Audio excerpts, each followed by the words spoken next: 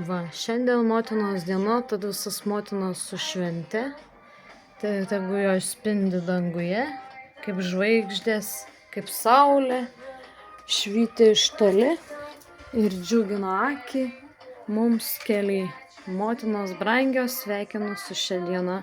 Visos, kokios esat pasauly, te būna jūsų šviesa amžina, kad jūs džiugintumėt vaikus ir pasaulį savo šviesa. Motinos brangios.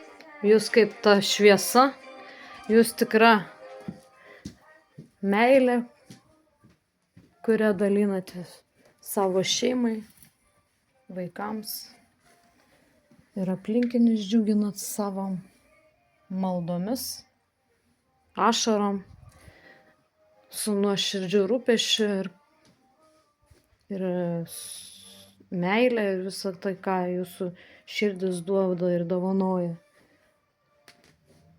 Visos mamos jums linkiu sveikatos, stiprybės ir laimės. Švytėkit visada vaikams kelyje kaip pavyzdys, kaip ta dangiška šviesa. Ačiū jums visoms, kurios esat mamos, būsimos mamos.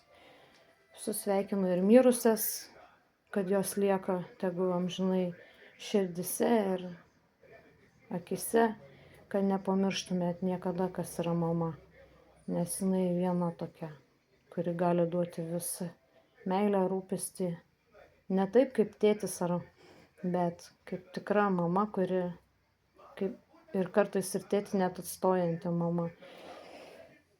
Jos visada šviečia, nesvarbu, tėvas irgi jisai yra kaip mama, irgi rūpinasi taip pat nemažiau negu mama, bet mama yra mama, nes jinai švelni, rūpinasi daugiau viską apima, daugiau viską išnešioja ir iškenčia, ištveria, atleidžia.